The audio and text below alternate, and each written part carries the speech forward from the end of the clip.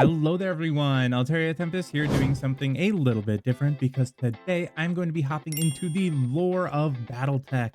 This is something that I did not think I was going to be doing on this channel at all, but then I've been reading some of the amazing Battletech stories over on Space Battles. I started with Fail Ninja's Tanya insert into the Battletech universe, and that was amazing, and it's understandable if you have no idea what's going on in Battletech. But then I love the setting so much that I wanted to expand into other stories, and to do that, I think you need at least a little bit of knowledge, especially for some of the more popular ones. So I really want to learn more about the Battletech universe. I want to learn more about the lore. I want to learn about all the different factions, and I kind of need to know this as background information so I can finally get into more of the amazing stories that I know are available. So if you guys want to join me on this, that'd be really cool. This is going to be my first time kind of discovering the deeper lore, because I've got a surface level overview of what I know based off of what I've read so far, but I have not read a whole ton. So I'm really looking forward to learning more about this amazing setting. And I decided to do that with the Battletech 101, the Great Houses of the Inner Sphere. I think I'm just going to start the video and kind of see where we go from here.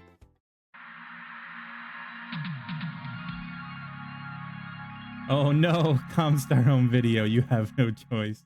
Oh no, I'm not a big fan of Comstar. That's what I do know. A basic manual for new warrior mech warriors. Yep, I am a new mech warrior. I'm a new one and I need it. Today's lesson: the Great Houses of the Inner Sphere. Mech warriors to the Inner Sphere, where you can keep whatever money you find so long as you live to payday. For our first lesson, the Great Houses. Slide, please. So the Great Houses are the six, or for people who can actually calculate projection power on an appreciable strategic scale, the four peer states, one remnant, and one hermit kingdom that make up the Inner Sphere. Okay. No, it's not a perfect sphere. Aww. Yes, there are things outside of it. Today Okay. we're talking about these assholes. Yep. These are the Great Houses House of the Inner Davian. Sphere, That's and what they're I all know. very different in varying ways, but are mostly the same, in that they are all occasionally not very nice to each other. They also possess a lot of the vast Succession Wars, I arsenals know. of planet-killing weapons, and on special occasion will trundle them out for public display. If you want to know why I know, what is it, the Draconis. I don't know how to pronounce any of this, so until I hear it actually in the video, I might be pronouncing things horribly wrong because I've only read it. The Draconis Combine, I think that's what it's called, is one of the ones that likes to use those planet-killing weapons a lot, I think. these people are fighting over such a vast territory, and why they're so committed to erasing portions of their collective industrial base, history, and civilization, well, it's One of the things that I do love about the Battletech universe is their use of technology, in that they don't have like really easy accessible ways to bypass faster than light travel. So it almost kind of makes sense that they've descended into this sort of like neo-feudalistic society, because they're just going back to the time where you couldn't get to places really quickly, and like the information technology has kind of almost regressed based on like the scale wide of the universe, because you can't send information from planet to planet faster than light. You have to use those jump ships, I think they're called. And it's like a very interesting like thing that they have to think about in that universe, as compared to other universes where they just like, oh, they just figure out a way to do it faster than light, and everybody's together, basically the same as the modern world but in space. complicated. My best take on it is a two-parter, and most people find that a bit much. So let this serve as a basic introduction to your career in the world of mech warriors, and a primer on who's most likely to kill you when you inevitably fuck up. Oh But boy, firstly, a disclaimer. Who is I am most likely? biased. As a mercenary plying his trade in the Inner Sphere, I find concepts such as warfighting ideology largely a position of what you can cover up from the general public. Mainly because, at the end of the day in the Inner Sphere, it's about you and yours. I am also biased because all of the fanfics that I have read have been from the perspective of people trying to work within the oh boy, I am so bad with names. Six or The phone company. I did actually just realize that that's just titled the phone company. That's Comstar, right? Everybody, I know everybody makes fun of them for just being a phone company. So the Federated Suns and the Lyran Commonwealth, that's crazy because I have not seen any actual like maps of the inner sphere. So I was like 100% under the impression that the Federated Suns and the Lyran Commonwealth were like right next to each other in terms of like geographic or galactic scale, but I guess they're completely on the other sides of each other. That I guess that makes sense because aren't they the ones that are trying to like combine? I can kind of see how they would have some more troubles doing that when they're so far apart from each other in like a geographic scale wise. But that wasn't what I was trying to. Yeah, so House Davian was of the Federated Sons. That was the who I was trying to talk about earlier. Who but all of my all of my experience has been from their perspective, basically. So I'm going to be kind of a little bit biased towards them. The flickering on the screen, I'm told it's about Okay. you and yours. Yep. And About you and smoking yours. craters tell no tales. They make a hell of an autocannon. But to better illustrate my point, let's just dive in. This Okay, map I is am from ready. 3067. Maps from after that are 3067. somewhat messed up for a number of reasons. And on an Oh, unrelated note, let's just brush this radioactive ash off here, and there we go. 3067. Don't mind the 3067. flickering on the screen. Okay. It's mostly harmless. Mostly. Let's begin with the great houses themselves. I'll be moving clockwise as we go for those of you who understand time, and left-hand feed for people who understand timing. The Draconis Combine. They're the enemy. I know it. I'm a Welcome House to the Davian wacky, stan. weird world of the Draconis Combine. Welcome to a pervasive class system, and home to the galaxy's own homegrown, no-bullshit, sword-wielding, authoritarian samurai ruling class. Oh boy. Oh yes. This place is literally built off pre-spaceflight Terran Shogunate-era Japan. It's a monolithic, all-encompassing bureaucratic machine run on war and conquest that thinks optimal Christmas dinner is, by tradition, fried chicken. They're a fun collection of ideas. That's like the perfect pre-space flight civilization to base it off of is the Shogunate. Behold, Of this course. is their throne room. Take that in. This isn't just Yeah. for show. This is their military. These are their uniforms. What? These are their mechs. Oh no. They fight like this. I had no all the idea. time. I had no idea. That's Yes, actually hilarious. Those swords are very real and do brutal work. All Really? right, so back to the guy in Okay. the chair. I thought they would It is be. Are they special swords at all? Because I'm kind of figuring. I mean, it's like a giant slab of steel.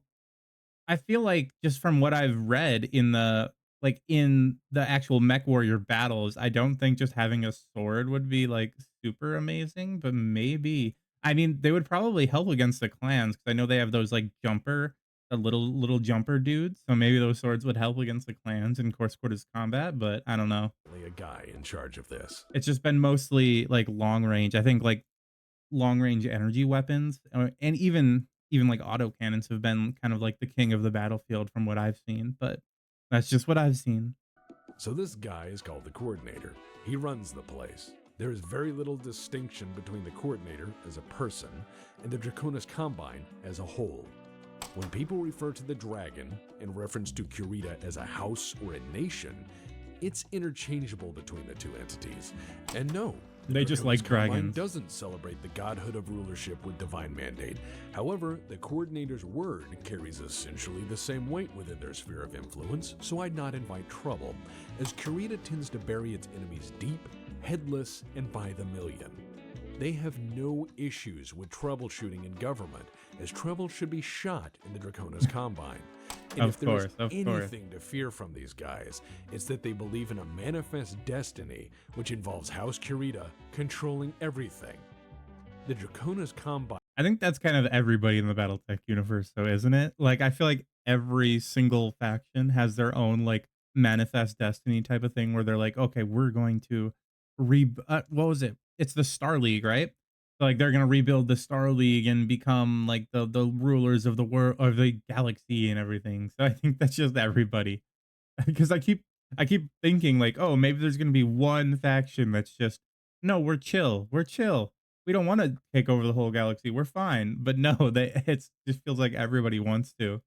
Started as an agreement between two worlds, which was then fed war and conquest through House Kurita's leadership. Kurita has had total control since the beginning, aside from that one cadet branch that one time in the family who was wiped out long ago. Okay. As far as how this thing runs, Is that cadet branch the actual five family? pillars And represent the Draconis Combine. I The don't know. pillar I don't of know. gold is the government. The pillar of steel is the military. The pillar of teak is the people. The pillar of ivory is religion, philosophy, zen, and all that crap. And then there's jade, the economy. These Okay. 5 pillars of state There you go. philosophy are represented in the AFC. ministries of state organized through them. For instance, the pillar of steel encompasses the Ministry of War, the Department of Indoctrination, Oh boy. the Bureau Yeah. of Substitution, the Assembly of the Grand Inquisitor, the Admiralty, the Physician Staff of the Dragon, and various minor administration authorities. Speaking of authorities, Draconis I do love just learning about random fictional governments. It's much more fun than learning about real governments because that makes me sad to actually listen to what's happening in the real world right now. So listening to fake ones is more fun. Combine bureaucracy tends to be impenetrable to outsiders, impossible to reason with, and largely maintains the status quo. Actual Of course. decisions I mean, are that's typically just made by that's people just with every significant bureaucracy, I military think. I don't know. rank, in the form of military governors appointed to oversee civilian authorities.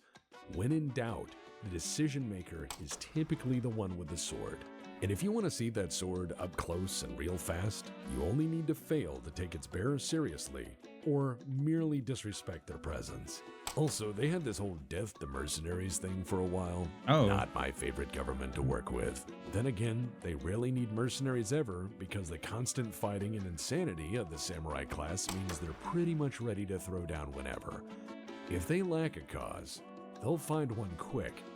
The leaders of the Draconis military are often peerless warlords, equally at home in local shogunal politics or on the battlefields of their neighbors. The Draconis Combine is the state that war built, maintained by Bushido, psychotic warriors, and a shitload of weapons. Finding Kurita forces in your backyard is frequently the precursor to speaking Japanese in your near future, whether you want to or not. Oh, are we moving on? Well, I don't know if I'm supposed to give any like actual criticisms. Obviously, their form of government sucks, but I mean, does it suck any more than all the other ones? Maybe, probably, actually, because I feel like they're always getting their butts kicked. But that's mostly, I'm guessing that's mostly like fandom consensus. That's what I'm guessing that I'm getting from this because they obviously seem like the typical targets that you would take because they're obviously always going to war. So they're always going to be going to war against your faction. And I don't think I've ever seen a like any type of fan fiction from their perspective. If anybody does have any, let me know. I think that would be like interesting. Someone trying to pierce the bureaucracy, even if they're not part of that, or try to even change it from within or something like that. The Federated Suns. Next door is ruled by House Davion, the so-called good kid of the successor houses. The noble one. The one that likes autocannons a lot. That's these guys. Oh boy, they love Technically, the state is the autocannons. Federated Suns, and they're Yeah, like they're not the greatest, but they're definitely trying to be the good guys. So that's what I've kind of gotten from them because of just how of how like noble they're kind of presented as. But then it's also like, okay, but they're trying to take over the whole galaxy. Like it's difficult to be like an noble person when you're trying to take over the galaxy, right? Like I don't know. I think that's just kind of a little bit different, another but fun monarchy.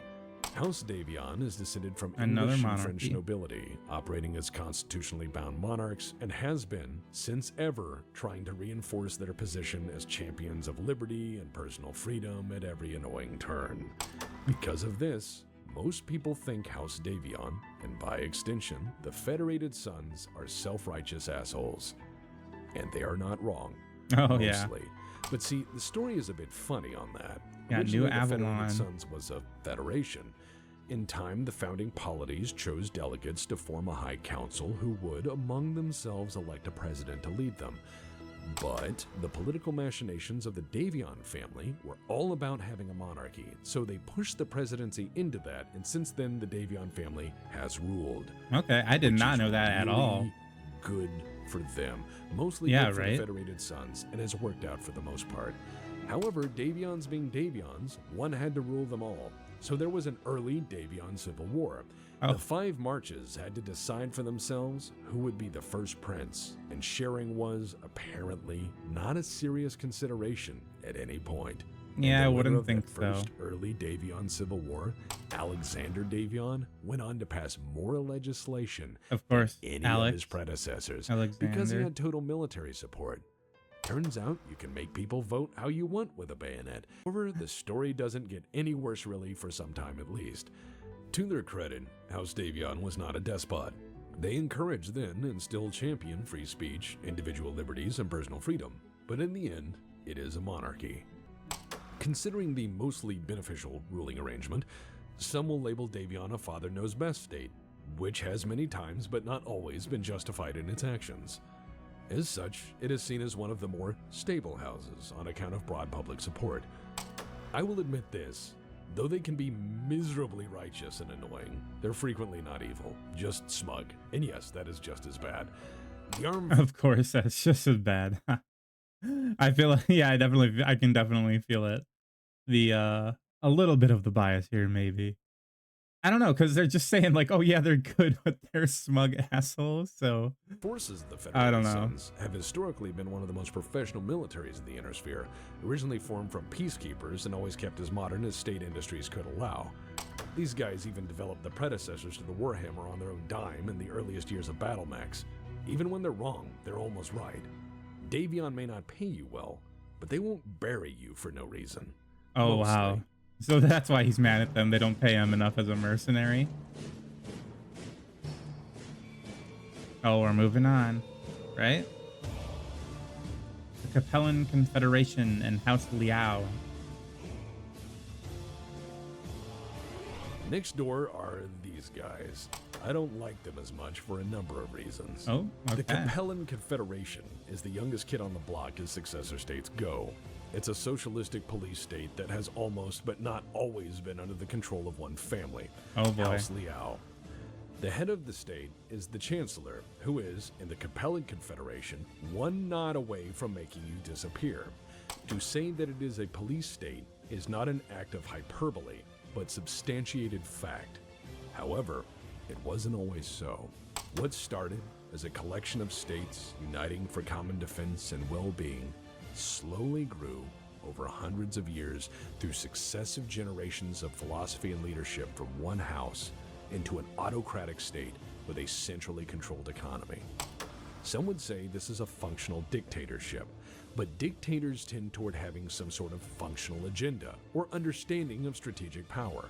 But in truth, there's actually 3 forces that run this place, at least in theory. They are the Chancellor, the Prefectorate, and the House of Scions. The Chancellor is the CIC of the Armed Forces, Special Forces, and the face of the state in matters of foreign policy. The Chancellor can also make decrees and legislative changes at will. It's a powerful position, to say the least, and has nearly always been a lifetime appointment for House Liao. The Prefectorate is the body of state regional entities and greater nobility. The House of Scions isn't, mostly. Needless to say, I feel like all of them are just authoritarian. Like I don't think there's any ones that aren't authoritarian. I get that.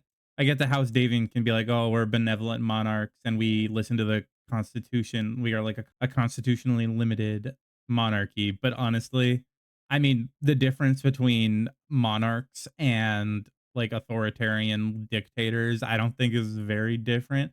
Though this definitely seems more police statey than the rest of them. But I mean, I'm guessing the Federated Suns have the what is it, MIIO or something? They have like the secret police there too. So I mean, it's to degrees. Obviously, I'm obviously more on the side of the Federated Suns, but it just goes to show there's not too much of a difference there. the Chancellor seems to get his or her way more often than not. but the other two governmental branches will act to frustrate or block particular agendas. What's interesting about the Capellan Confederation is that its citizens, or rather I should say resident aliens born there, are not citizens. Oh. Not yet, anyways. In fact, in the Confederation, citizenship must be earned, and the state is the sole measure of that esteem. Children are legally, in every way, wards of the state under limited provisional supervision granted by the government to their parents or other assigned legal guardians. At age 15, each child is thoroughly examined by the government to see if they have a proven commitment to the state. Yeah, okay, wow, maybe I spoke a little bit too soon there, because this definitely seems a lot worse. I had no idea about a lot of this. Those who are deemed worthy gain citizenship. Those who are not are given a grace period for a second evaluation, but failure to measure up as a citizen for any reason results in becoming a non-citizen, which are frequently referred to as state servitors. By the succession wars, this non-citizen class had become an enormous part of the population. A population. So it's basically just a permanent prison working class where they put you in prison if you're not useful to the state and then make you work, I'm guessing. Yeah, which may or may not have other real world associations, but I'm not going to comment on that too much right now. That, I must state, had no rights and was legally state property. This was reversed in 3052 when Sun Tzu Liao became chancellor and abolished servitor slavery. I have heard Not all about Capellan that guy. chancellors are assholes. Most, though, well, the record Are. speaks for itself. The military of the Confederation Armed Forces have traditionally been the underdog, but have never shied away from a fight. They frequently are pushed into doing far too much with far too little, and on top of it have to face the catastrophic political and military meddling of a chancellor who may or may not understand the difference between entertainment and war. The fact the Capellan state has not been conquered outright speaks volumes to the abilities of the CCAF, who have demonstrated battlefield insanity as a doctrine for nearly 8 centuries. The Capellan economy is centrally planned and is designed on the principle that sufficient planning can overcome any hardship. This has produced mixed results.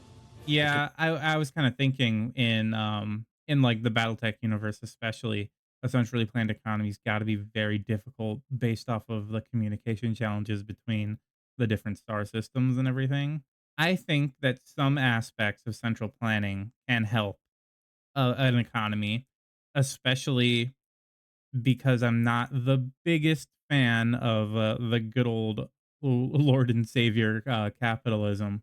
But in the Battletech universe, was it the information technology and the limitations on communication and travel have got to be like insanely limiting factors in trying to centrally plan an economy? I feel that would be very difficult.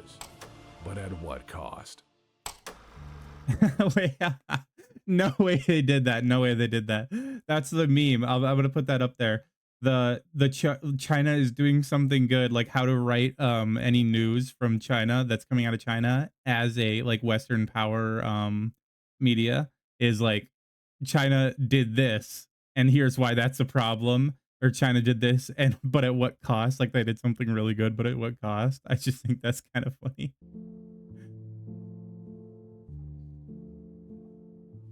Obviously, I'm not on that end of the authoritarian sphere when it comes to my anti-capitalist ways, but next door is the Free Worlds League. Free Worlds League. I don't say House Merrick because, well, it's complicated. Yeah, they're more. Also, their history isn't terrible as some make it out to be. More of a democracy, the Free Worlds League. And mostly that's been used to kind of like roast them within the Battletech stuff that I've read, where it's like, oh, you're useless and you take forever and you don't have any power and you don't have a strong enough military to actually fight anybody. So the greatest threat to America is America, but glory to America. Oh boy, but mercenary it wasn't always proverb. So. The Free Worlds League was actually formed before the Terran hegemony, born out of the early Terran Alliance's colonial struggles and then collapse as an early power. I actually have no idea what that is. Apart in early colonization was, well, somewhat on the catastrophic end of things. So nations which weathered that catastrophe learned self-reliance. The Free Worlds League was originally an agreement between 3 existing nations: the Merrick Republic, the Regulan Principality, and the Federation of Oriente. Amazingly enough, the founders of the League owe most of their success to a guy named George Humphreys, who was the negotiator between the 3 nations and was honored as the first Speaker of Parliament for 5 damn sessions. They didn't throw their negotiator away when they came together as a nation. They threw nobody under the bus. Instead, they championed him. That is there righteous. you go. Good job, So man. how'd it go down? Good job. You see, of the 3 nations, Merrick was on top locally, and Merrick didn't like the idea of a union at all, not at first. He thought it wouldn't work. Working with others seemed like a bad idea, in fact, considering the state of galactic affairs, but Humphreys wore him down. Like a good friend I feel does. like And the only reason I bring I feel like in the Battletech universe, working with others doesn't always go very well. Isn't that what happened? Because I don't know what happened in like the actual canon, but the Federated Suns and the Lyran Commonwealth kind of coming together, I feel like that did not go the greatest. this up is because what wore him down wasn't politics. It wasn't an appeal to power or glory or riches or conquest or the history books. It was sex. Humphreys pulled the honeypot on him and got him to become It was in fact got him to join nerd it. shit. Oh, nerd See, shit. Okay. Detlev Merrick Basically the collected same historic thing, awards right? and trophies. Rasalhague, Prince as of good. Regulus, collected miniatures, figurines mainly, and books and paintings and the like. And these 2 guys nerding out about their neat stuff they liked and had collected contributed as much toward the founding of the Free Worlds League as anything else. Ostensibly, the Free Hey, I mean, when Worlds it's a League bunch is of federal authoritarians, republic, might as well. with each province granted a grand measure of self-rule and sovereignty. And as you'd expect, the Free Worlds League is a complex creature, politically speaking. The Parliament is technically a supreme As federal and republics legislative do. authority, but there's some caveats to that. But For one, membership of the Parliament was, for a time, determined by the amount of taxes paid into the Treasury. oh And then wow. there's the self-rule problem. All that self-rule means you have all sorts of people in Parliament. Some nations could be dictatorships, others a theocracy, others a democracy, and yet all under one flag.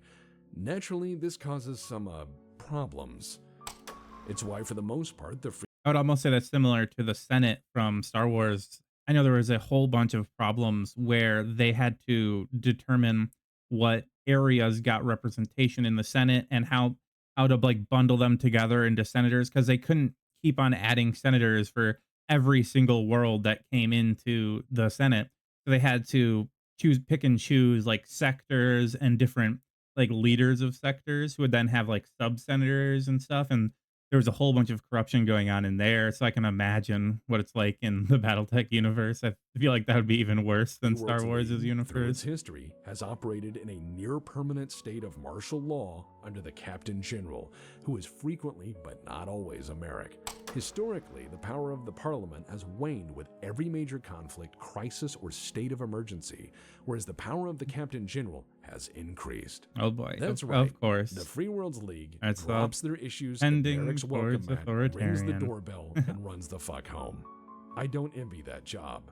Originally intended for military matters on behest of Parliament, 8 centuries of emergency powers later, the Captain General stands as first among equals, and is more or less House Merrick's personal lordship of the Free Worlds League, with all of the hazards that entails. The Free Worlds League has defined its economic niche through innovative technologies and free trade, which I feel is a response engineered in opposition to the then crumbling Terran Alliance's blanket of tariffs and protective customs laws. The laissez-faire approach to the Free World's economic principles has made more friends than enemies. However, poor risk management analysis has caused problems. For instance, after conquering the magistracy of Canopus during the Reunification War, the Free Worlds League invested oceans of currency, industry, and effort into rebuilding the Canopan economy. Canopus returned the favor by outcompeting and underbidding the Free Worlds League economy in the region, by mostly using principally cheaper labor and lots of industry they didn't have to pay to build. This resulted in a 10-year economic recession for the entire Free Worlds League. Of course. No good deed goes unpunished. Since they've learned quite a bit, and have managed their economic affairs with care, to guard against the systemic mayhem and shock as caused by other states, good intentions or not. Culturally, the Free Worlds League is a mix. In fact, it is probably the most diverse state there is in the Inner Sphere. The principal language is mostly a derivative of Star League English, but on any given world you might hear Czech, Arabic, or Urdu. With the sheer number of cultures and political systems present in the Free Worlds League, it must be said that if there was anything that unified them, it was not a Merrick, but more an ideology. And that's entrepreneurship, a belief in the free market, and the idea that anybody could make it if they tried. I feel like that's got to be Tanya's favorite place, even though in the fanfic that I read, she ended up being born into the Federated Suns. But obviously, I do think that's a little bit, not a huge fan of laissez-faire capitalism there. I feel like that would tend towards not so good things, but I'm able to enjoy my fiction without kind of going into that too much here. It was from the prosperity of the Star League that this philosophy grew, I feel. The succession wars didn't dampen their spirits either. It merely made them appreciate what they had and encouraged them to continue fighting for it. And maybe each other from time to time because, hey, glory to Merrick.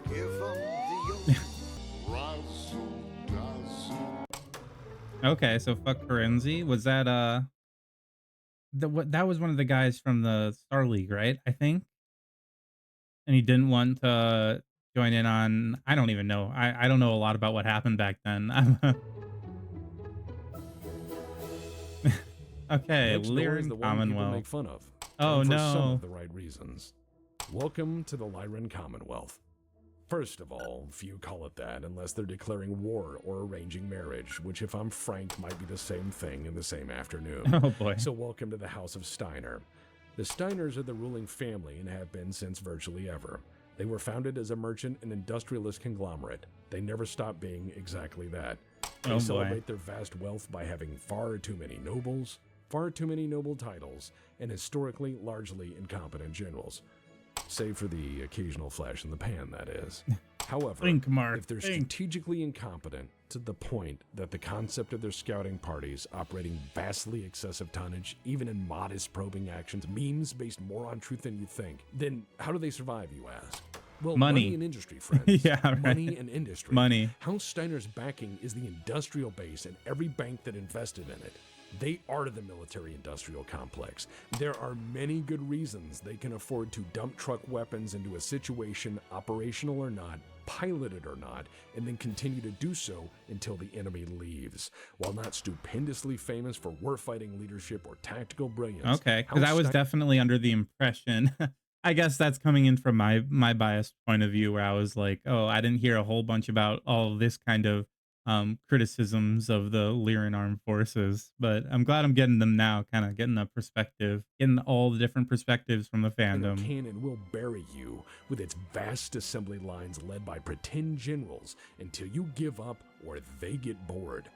Yeah. Every tragic comedy of their strategic planning is mostly covered by the sheer power of their pervasive economy and vast military industry. In its early days, the Lyran Commonwealth was headed by 9 archons as patterned off ancient Athens of Terra, because early post-Terran colonies were like that, very idyllic. Then one guy deposed the other 8, decided to establish the Estates General to run the show and finally hammer out some agreements on what rights meant. And it's kind of worked out. Technically, the Archon of the Lyran Commonwealth is an absolute ruler, commander-in-chief of all military forces, and can unilaterally make most governmental decisions with a modest kill planets on accident. They run the show. They even hold the right to grant and remove noble titles in perpetuity. Titles which hold significant power. So they're a ruthless autocrat, right? Not really. Most Archons of House Steiner, aside from a few notable assholes who need extensive covering in what I will there's Catherine Steiner Davison. Isn't that the the one Tanya was reincarnated into in the Battletech fanfic? It's Fail Ninja's Battletech fanfic, which I would really recommend. It's a very fun fic. It's not finished yet, but it is pretty long, so I think it's like worth just reading anyway. But that was who Tanya was reincarnated into. Okay, people. They delegate most decisions to the bureaucracy, the councils of state, appointed advisors, and the Estates General. And they chill as nobles. Just keep their heads down. Yeah. Or just go to the Solaris thing. Right. The Oh, what? Solaris thing. What's the So there's a Solaris thing? bullseye in the inner sphere in the murder for entertainment business, and it's right here. Solaris 7. This is pretty much Steiner in a nutshell. But I'm not Oh. an expert in these I matters. don't think I've ever so I'll heard turn of it that. over to a local. Oh, He can sum okay. it up better. Mr. Fisher, take it away. Solaris 7 is the only place where you can pay money to watch two strangers beat each other to death. Oh boy, while of also course. enjoying a corn dog. Duncan, that's not true. Canopus exists. They have corn dogs last I went. And a very good Outback. I think Canopus banned trans fats, my dude. I've only ever seen funnel cake. Oh, and they do a lot of food on a stick. Saves napkins, less to clean up. Stick food is really the way of the future. I wish we'd thought of it first. Sticks truly are the yardstick of food. I'm Duncan Fisher. I stand by this statement. Okay. Sticks are the future. Mark my words. Duncan, this is costing me a fortune. Oh, Yeah, I don't right. think refugee bills. I don't think there's So, been too many Solaris stick 7, foods recently. Murder is more or less very legal, so long as you do it in the box on TV, and everyone has a really great time. Of In course. fact, That it's just sounds like rich fantastic. people. There's explosions and music, and I'm there every night on every screen. I tell you all the things I think you need to hear, and most of them are very accurate. Very, Most very of them? accurate. Anyways, this is Duncan Fisher signing off, and this appearance cost Professor Tex 1,485 C-bills. Thank you, Duncan. Steiner space is a complex thing. Thank you, Duncan. Not good, not evil, just very big. In fact, I think that the Lyran Commonwealth is much like a cosmic horror. Some Oh. giant, blind, idiot god, just waiting there, happily making money in strudel, singing merrily to itself until someone comes over and flips the table. Would that be? And then Oh it yeah, becomes very, very upset. becomes very, very upset. There you go. Would that be very good for mercenaries? I think because they have a whole ton of money, and they don't seem like they do a whole lot of great militarily wise. So I feel like that would be a good faction to join as like a mercenary. Though obviously you'd probably be under fairly incompetent governance. So. Okay. Anyways, moving moving to our on. right, because space has that, we have Yeah, to of talk about course. this strip of the inner sphere that's been nothing but hell. Oh, I'm not boy. talking about these a-holes here, because they're not from here, or rather, Oh, not the recently. the clan These invasion. Are the clans. And for those uninitiated, they're a strange, deep space civilization of state-mandated eugenics program, warrior caste, combat cult weirdos. Yep. Even by our standards. Crazy. They're very weird. They A also little got bit. completely Nutters. wrecked by the phone company. It was a pretty okay time. For us, that is. The So, phone company. here's what Oh. remains of the somewhat free Rasalhague Republic. Oh wow. So these guys were a thing, briefly, until these guys decided they shouldn't be.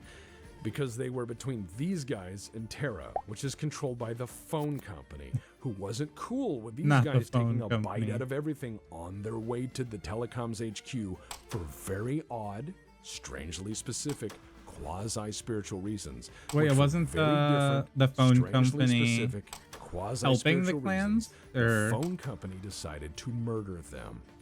okay. Guys, as it turns out, you can make I people don't show know. up to an ambush by just asking them. Remember, be kind, it pays dividends. Before that Okay. unpleasantness, Rasalhague was a state come from the space between House Kurita over here and House Steiner. Yeah, I These feel like that would Kuritan definitely buffer need worlds something were, there. Before Kurita came along, an independently free principality of mostly culturally Scandinavian colonists. This Okay. small state was then overrun by House Kurita, who had to pry the worlds from them after 30 years of guerrilla warfare. They didn't go quietly. They were always a somewhat fiercely independent border region who resisted assimilation into the Draconis Combine. Over time, and some phone company intervention, Theodore Kurita was convinced of the benefits of creating a buffer zone between the houses of Steiner and Kurita by granting Rasalhague independence. Some of Kurita's guys were so mad at this that they resisted the government, and Kurita had to fight what was called the Ronin War. After Old Man Kurita gave his rowdy warriors the belt, Rasalhague became essentially a neutral buffer between the two superpowers of House Kurita and House Steiner. I feel like that would make it. That's probably why the clans invaded from there. It's like the perfect area because if it's going to be like a kind of neutral zone, it's probably not going to be too powerful, obviously. as a buffer state, and it kind of makes it almost like the perfect like little corridor to start the invasion from, right? They were independent for almost 2 decades before these assholes came in, The and in the end, clans. they weren't anymore. This much of them survived as a rump state under the custodianship of Comstar until 3070, wow. when Clan Ghostbear more or less took them in. Because Ghostbear is of a similar cultural background and understands the importance of family. Good people mostly. Oh yeah, I'm Kinda sure. corny, though. For the record, clans? Rasalhague was not a paper dragon. They collapsed only after fighting bravely in the face of overwhelming odds. They gave the clanners a hard fight on every world, Okay. and in the deep black between stars. It was a Rasalhague pilot who kamikazed the Okan's warship and stopped the invasion for a year. Nice. Rasalhague is like that. They'll There you smile go. all day, but fuck around and the Viking comes out. I'm actually kind of, yeah, I am actually surprised that they did that well against the clans. At being like And a it doesn't buffer stop state. until you or they are very, very dead. Next up, I have to talk about this. Oh This boy. was once the cradle of humanity, but it's been a hotbed of a lot of historical issues. I'm Originally, guessing. the first circuit of what was called SL Comnet was laid out in this chunk of space once called the Hegemony. Then, well, there was this guy named Jerome Blake, and as fate yeah. would have it, he'd be the last employee of SL Comnet. But some assholes in time would think that everything that poured out of his goddamn mouth was the word of Oh. Oh no. I'm not gonna be able to learn about it. Because Comstar, damn you, Comstar. Praise Blake, of course. Yeah, they're all like obsessed with so him I as like guess a next time I have to talk about the religious periphery, one. Then the deep periphery. Great. Goat, play me out. Team, show these people how we pay our bills. See you next time. Stay Okay. safe. Oh, far away from the light of terror, the remnants of another era. Join the crew, grab a brew. Listen to the song. Oh wow, yeah. Okay. I'll definitely let this play here. That was really fun. Department of Humor. Oh, that was that was a great video. I love like the way it like interweaves actual like kind of a Comstar like announcement. It's very in the world. I forget. I know there's a better word for that. I don't know the word though, so I can't say it. But yeah, it was very fun to kind of like be in the world and learning about the world at the same time. And I'm glad I got like a bigger like knowledge base now that I especially that map. I'm glad I finally like buckled down, looked at the map and looked at like an explanation of it, so I can get a good idea of how things are going in an actual conflict, because it's difficult to look at the like the top down from the conflict when you're just reading about it and you have no idea what's going on. So I think I'll enjoy the Battletech fanfiction that I read a little bit more, hopefully. I feel like Battletech as a universe is very like a little bit less obviously, but very similar in the same vein of like Warhammer, where there's difficulties with travel, there's difficulties with like the warp. I think the warp is very different than the just like the technological limitations of jump ships, but they kind of serve the same purpose to kind of almost, they hold the same purpose, and that they're both kind of taking us back to the olden days where communication and travel were very difficult. So you can kind of see those same governmental systems in space, and very similar both in that they're kind of almost very how do I If how the do I put this? assassination could tremble up the They both consequence seem similar and in catch that with his Cersei success, they like to but do this blow the might be authoritarian be-all and thing, end-all. where they Here, are like, okay, but this is here, like a crazy on this difficult bank and world shoal of time, where the we only jump the life way to come. is to go for the In these cases, we authoritarianism. still have And judgment. I know that That we but you can teach by the engage with instructions those kind which, of worlds being and those taught, kind of return to universes. plague the You can inventor. engage with them This in a productive even manner where it's like, injustice commends okay, the this ingredients is, of our first of poison all, chalcon a lot of it hath borne is his very faculties so satirical, meek, where it's like hath been in the so same clear vein in as his Starship great Troopers, office, and that his virtues will very plead like, like oh, you're not really angels supposed to be taking this trumpet seriously, and it's against the supposed to be deep like making damnation fun of of his these taking people who off. are like, oh, And pity, authoritarianism like is a like, oh, naked the only way to newborn go babe and stuff, and striding the monarchy, blast, and all or that kind of heaven's jazz. cherubins, But it also horsed can be upon the engaged sightless with in a couriers of the not air, so shall amazing blow way. their From what I've shall seen of the drown Battletech wind. fandom, it seems they're mostly in the no realm of I spur to think big prick the mechs sides are of my cool, intent, which I think big mechs are cool only also, vaulting and ambition, I love the different or politics of leaps different itself fighting and everything. So and I'm hoping the falls Battletech in the fandom is other. very nice and cool. But I don't know actually, so this could be a horrible Shitpost video achieved. because of what I'm Now talking where's about. my Like I could be scotch? getting like roasted by the entire fandom if they're I all like know. of the same persuasion as some of the other fandoms that I've seen, some of the worst parts of the Warhammer fandom. Hopefully they're not. I don't mind the Warhammer as much. It's again with Warhammer, it's the same thing where I've read a bunch of fan fiction on it, but I've never really engaged with the actual canon material. For Battletech, I don't know if I'm going to be engaging with the canon material. Honestly, if anybody in the comments lets me know, where do you think like a great place to start engaging with the canon material would be? Because I like reading and I like games. I'm not a big fan of tabletop games because I don't really play tabletop games, but any other types of games would be would probably be where I would start if I did. I don't know if I'm gonna start. I'm definitely gonna read more of the fan fiction, and I'll put them on the channel too, like little recommendations. I do have my fan fiction spotlights if you guys want to go see that. Right now I'm mostly focusing on self inserts with into different worlds, and I'm gonna be doing self inserts into Battletech as well, obviously, because I think those are fun. Especially what was it? It was easier on a tabletop. That's what I'm reading at the moment. And that's the fic that made me think like, oh, I need to actually learn about this universe because it's going to be very confusing if I don't know a whole lot. So thank you guys so much for watching. Adios and have a great rest of your day. I hope you enjoyed.